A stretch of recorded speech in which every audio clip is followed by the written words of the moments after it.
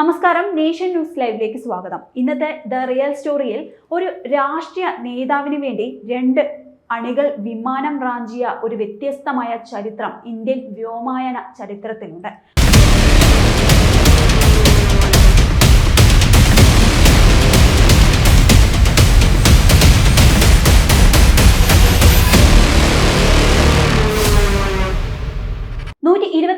യാത്രക്കാരുമായി കൊൽക്കത്തയിൽ നിന്ന് ലക്നൗ വഴി ഡൽഹിയിലേക്ക് പോകുകയായിരുന്ന ഇന്ത്യൻ എയർലൈൻസിന്റെ IC-410 വിമാനമാണ് രണ്ട് ആയുധധാരികൾ റാഞ്ചിയത്.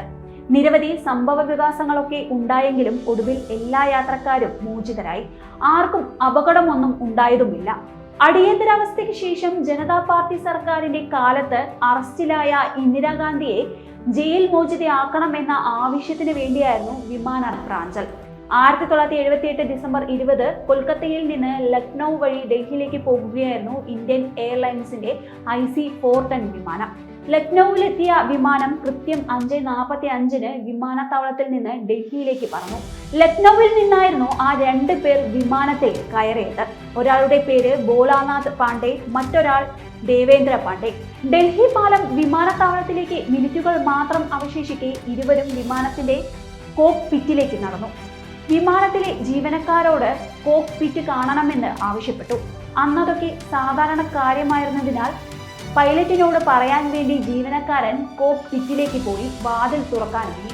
അപ്പോഴവിടെ നിന്ന എയർ ഹോസ്റ്റസായ ഇന്ദിരാ താക്കൂരിയെ തള്ളിമാറ്റി ഇരുവരും കോക്ക്പിറ്റിൽ കടന്നു. പിന്നീട് യാത്രക്കാർ കേട്ടത് ക്യാപ്റ്റൻ ഭട്ടിവാലയുടെ ശബ്ദമാണ്. നമ്മുടെ വിമാനം റാഞ്ചിയിരിക്കുന്നു, നമ്മൾ വാരണാസിക്ക് പോകുകയാണ്. യാത്രക്കാർ ആകെ പരിഭ്രാന്തരായി. ചിലരൊക്കെ കരച്ചിലും ആരംഭിച്ചു. സ്വാഭാവികമാണല്ലോ, ആയുധധാരികളായ രണ്ടു പേർ ഒരു വിമാനം റാഞ്ചിയാൽ എന്തൊക്കെ സംഭവിക്കുമെന്ന് അറിയാത്തവരല്ല വിമാനത്തിലുള്ളവർ. അവരെല്ലാവരും ആകെ വിഷമിച്ചു. ബഹളമായി. വിമാന റാഞ്ചികൾ അവരുടെ ആവശ്യം അനൗൺസ് ചെയ്തു. ഞങ്ങൾ ആരെയും ഉപദ്രവിക്കില്ല. ഞങ്ങളുടെ നേതാവ് ഇന്ദിരാഗാന്ധിയെ തടവിലാക്കിയിരിക്കുകയാണ്. അവരെ ഉടനടി വിട്ടയക്കണം. പ്രധാനമന്ത്രി മൊറാർജി ദേശായി ഈ നിമിഷം രാജിവെക്കണം. ഒപ്പം ഒരു പത്രസമ്മേളനത്തിനും അനുവദിക്കണം. ഇന്ദിരാഗാന്ധിക്കും സഞ്ജയ് ഗാന്ധിക്കും അനുകൂലമായി മുദ്രാവാക്യം വിളികളും ഇരുവരും നടത്തുന്നുണ്ട്. വിമാനം വാരണാസിയിൽ ഇറക്കി. ആദ്യം ഇരുവരും വിമാനം നേപ്പാളിലേക്കും ബംഗ്ലാദേശിലേക്കുമൊക്കെ പറത്താനാണ് ആവശ്യപ്പെട്ടതെന്ന് പൈലറ്റ് ഭട്ടിവാല പിന്നീട് പറഞ്ഞിട്ടുണ്ട്. ഇന്ധനം ഉണ്ടാകില്ല എന്നും വഴിയിൽ തകർന്ന് വീഴുമെന്നും പറഞ്ഞപ്പോഴാണ് റാഞ്ചികൾ എന്നാൽ പിന്നെ വിമാനം വാരണാസിക്ക് പോകട്ടെ എന്ന് ആവശ്യപ്പെട്ടത്. എന്തായാലും ഉത്തർപ്രദേശ് മുഖ്യമന്ത്രിയായിരുന്ന രാം നരേഷ് യാദവും ചീഫ് സെക്രട്ടറിയും DGPയും സ്പെഷ്യൽ ഫ്ലൈറ്റിൽ വാരണാസിയിലെത്തി. ബന്ദികളെ വിടുവിക്കാൻ സന്ധി സംഭാഷണം ആരംഭിച്ചു. വൈകിട്ട് 5:45 വിമാനത്തിൽ കയറിയ യാത്രക്കാർ പിറ്റേന്ന് രാവിലെ വിമാനത്തിൽ ഇരിക്കേണ്ടി വന്നു. വിമാനത്തിലെ അന്തരീക്ഷം ബുദ്ധിമുട്ടാണെന്ന് യാത്രക്കാർ പരാതിപ്പെട്ടതോടെ എമർജൻസി വാതിൽ തുറക്കാൻ റാഞ്ചികൾ സമ്മതിച്ചു. ആ തക്കത്തിന് കുറച്ചുപേർ അതിലൂടെ രക്ഷപ്പെടുകയും ചെയ്തു. അന്നത്തെ ഉത്തർപ്രദേശ് മുഖ്യമന്ത്രി രാം നരേഷ് യാദവുമായി മണിക്കൂറുകൾ നീണ്ട ചർച്ചകൾക്കൊടുവിൽ യാത്രക്കാരെ വിട്ടയക്കാൻ റാഞ്ചികൾ സമ്മതിച്ചു. ഒടുവിൽ രാവിലെ 6:40 ഇരുവരും കീഴടങ്ങി. ദേവേന്ദ്രയുടെ അച്ഛനും ഡോക്ടറുമായ JD പാണ്ഡെയുടെ അഭ്യർത്ഥന മാനിച്ചാണ് ഇരുവരും കീഴടങ്ങിയത്. എല്ലാം കഴിഞ്ഞപ്പോഴാണ് ആ സത്യം മനസ്സിലായത്. ബോംബ് എന്ന പേരിൽ ഇരുവരും കൊണ്ടുവന്നത് ക്രിക്കറ്റ് പന്തായിരുന്നു. കയ്യിലുണ്ടായിരുന്നത് പിള്ളേർ കളിക്കുന്ന കളിത്തൊക്കും. 1981 ഇരുവരുടെയും പേരിലുള്ള കേസുകൾ റദ്ദാക്കി. പിന്നീട് ഇരുവരും ഉത്തർപ്രദേശ് നിയമസഭാ ഇലക്ഷനിൽ മത്സരിച്ച് 2 വട്ടം MLA-മാരാവുകയും ചെയ്തു.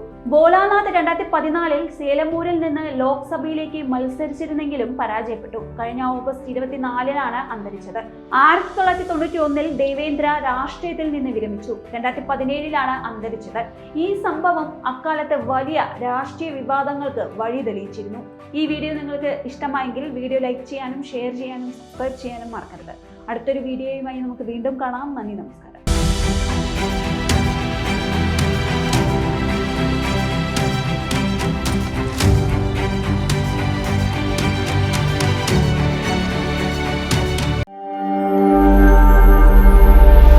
നാഷൻ ന്യൂസ് ലൈവ്, സത്യം, ചരിത്രം, വർത്തമാനം.